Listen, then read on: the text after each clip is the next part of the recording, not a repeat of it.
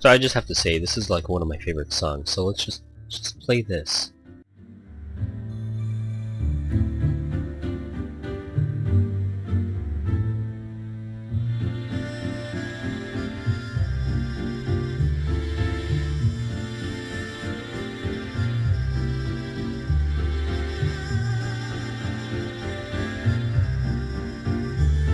I'm not sure why it's one of my favorites. Maybe it's just the relaxed, pondering nature of it.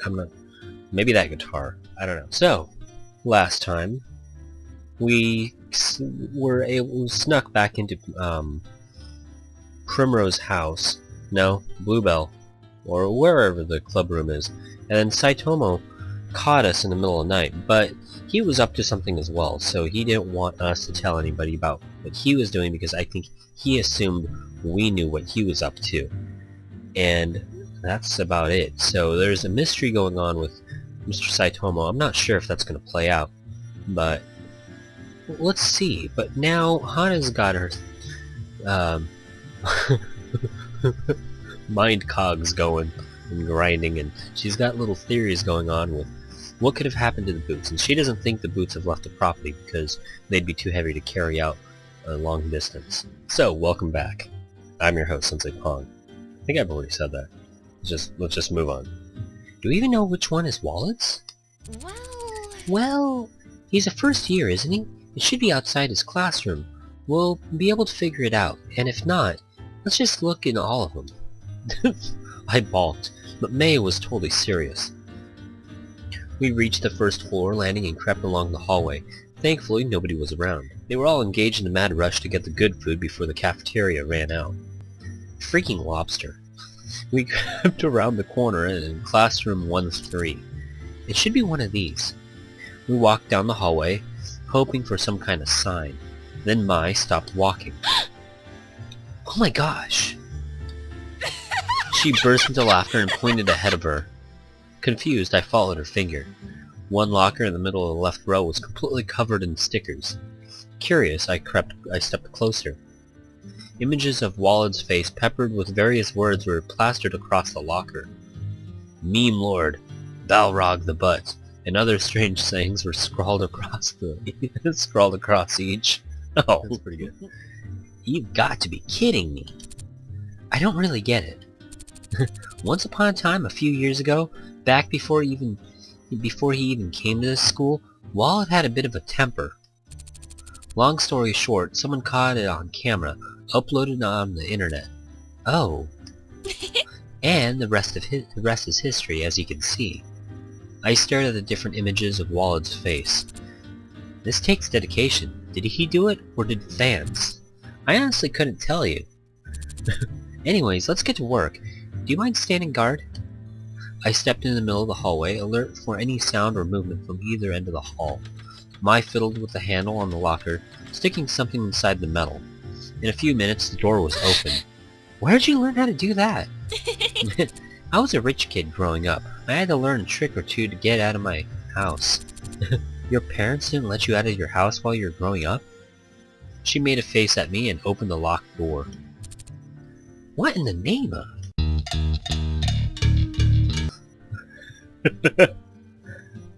I wish I knew the lyrics to that song. Forces are the same. I'm gonna pull a continue. What in the name of? I leaned over her shoulder to see what she was looking at. Wallet's locker wasn't empty like mine, and mine's were, but there were no books inside. Instead, a litter of Barbie CD-ROM games were splayed across the top and bottom shelves. And there, in the center of the hook, meant for a jacket or coat, was a fluffy pink and white suit.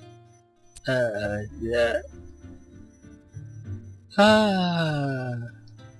reached out to touch it. It was soft, and there were silken petticoats underneath the shorts.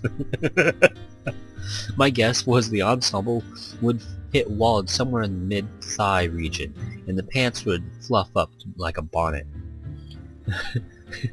The shirt was sleeveless, and gold-painted buttons and zippers trailing off. What is this for? I don't know. I have no idea. I've never heard of anything like... She shut the locker door. We've seen something we weren't meant to see. We can't mention this to a soul. Of course not. I don't really get what the big deal is, though. He brought it to his locker, so he must not be that shy about it. Well, the Nora Boots Club have their own cult going, and I'm sure Hidden Block is the same way, so maybe that's part of some kind of funky ceremony. Some dark part of the web with furries. Don't look that up if you don't know what I'm talking about. Oh, please don't. Don't. This is a family-friendly channel, and do not look that up. I order you as your sensei. Don't. Mai shook her head. You'd be surprised what you can sneak into. You can sneak to a locker without anyone seeing. The important thing is that he didn't have the boots, so he's perfectly innocent. Wow. Let's just go eat lunch. She stalked off, completely unconcerned as to whether I followed her. I ran to catch up. If Wall didn't want people to know, there was no reason we should mention it. It would be pretty hard to explain anyways. When we made it to the cafeteria, we were among the last to get our food. My eyes strayed to Wallet and the Hidden Block table. He was chatting happily, completely unconcerned with the odd suit he had in his locker. I felt blood rise to my cheeks, and then we locked eyes. I turned away and focused on getting my food. When we had the chance to sit down, I glanced over at the Hidden Block table and noticed Caddy, Ian, and Wallet watching me. I grabbed Mai and dragged her out of the cafeteria. I was terrible at keeping secrets. It was better just to avoid the situation entirely. That night, I waited until long after Mai fell asleep to get up again. I changed back into my uniform in the darkness, then snuck out of our room. Wallet hadn't taken the boots, but the look he, Ian, and Caddy gave me at lunch stayed in my mind. It was almost hostile. I didn't understand why. They had no reason to know we were snooping through their things. It seemed to me they were on the defensive, so it couldn't hurt to check. I ran across the grounds, this time avoiding the streetlights. I wasn't sure what gave me away with Mr. Saitomo, but it couldn't hurt to be more careful. I made it to Poppy Hollow and wandered to where Wallet's locker was. The club room should be around here somewhere. If I were a member of Hidden Block, what would I put inside the club room to indicate that was where we met? It was hard. They all had such different, distinct personalities, but the loudest personalities would probably have their way. Just then I walked past a classroom and something passed on the windows caught my eye. Huh? I tried the door. It was open. I stepped into the room and was immediately hit with the pungent smell of old chicken salad, macaroni and cheese, and chips. Ew. Good Lord! I couldn't breathe. I struggled to one of the windows and slid it open, gasping in the fresh air. What in the hell? Does no one take out the trash in here? I glanced around the room and immediately locked eyes with a face on the wall. .thI. Wallet? A giant version of Wallet's face was watching me from the wall next to the door. I shivered. I don't like it in here. Turning away, I caught a note on the blackboard. I'm not taking out the trash anymore. Please learn to do it yourselves. Jeff. Me neither. Love Cat. No. Me neither. Love Caddy. R. Just below were a bunch of scribbles that looked like an argument about who could and could not take care of themselves, with different colors of chalk scribbling out each other's sentences. That explained that. I shook my head and began searching the desks in the room. Most were empty, but... What in the hell is a gun doing in here? Slaughter was written in sparkling silver, Sharpie on the side. I'm gonna die in here, I just am. Leaving the desks behind, I crept my way through, cabinets at the back of the room. old candy wrappers, several obscure alternative music CDs, a set of extremely expensive-looking microphones and headphones, an old notebook. I took it out and flipped through the first few pages. Inside were cartoons drawn in thick ink, Nokemon, a pink ball of fluff, anthropomorphized rocks. Hey! These aren't half bad. But nowhere did I see a reference to the boots. Sighing, I reached to put the book back in the cabinet, but not before scribbling a small image of my face on one of the pages. They wouldn't suspect me. Why would I out myself by drawing my own face? It probably looked like this. It's just validation to use this picture one more time before I'd probably never use it again. I'm referencing something I'm going to edit in, so yeah, you could see it. I can't because I'm playing the game. All this sneaking around was getting to me. I was becoming a rebel, a bad seed.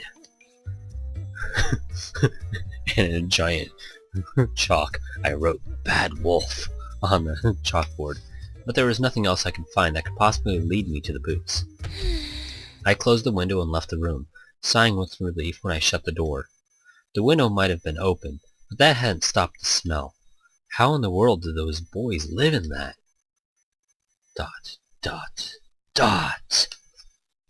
No, knowing them, winning the fight was more important than being clean. It was a wonder they were all friends with how much they picked on each other. But then, that was probably the point. So, their lockers must have been right around here too. I stood on my tiptoes, peeking into the slats on the fronts of the lockers.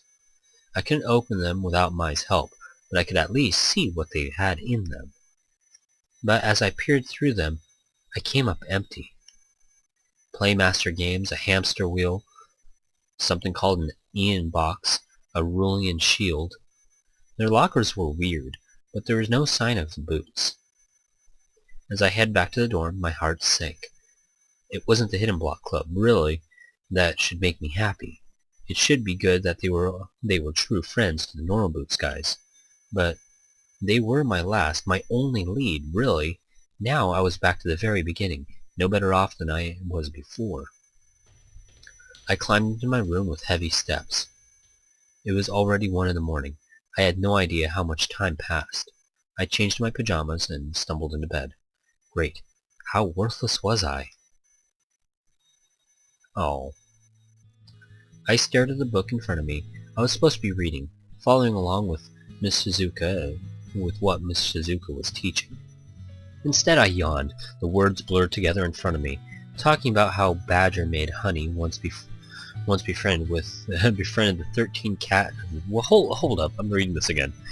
Instead I yawned, the words blurred together in front of me, talking about how a Badger made a Honey once befriended the 13th cat of the Zodiac. Okay, that's cool. I had an even harder time getting up this morning. I didn't even think just a few days of less sleep would affect me so much, but they definitely did. I yawned again.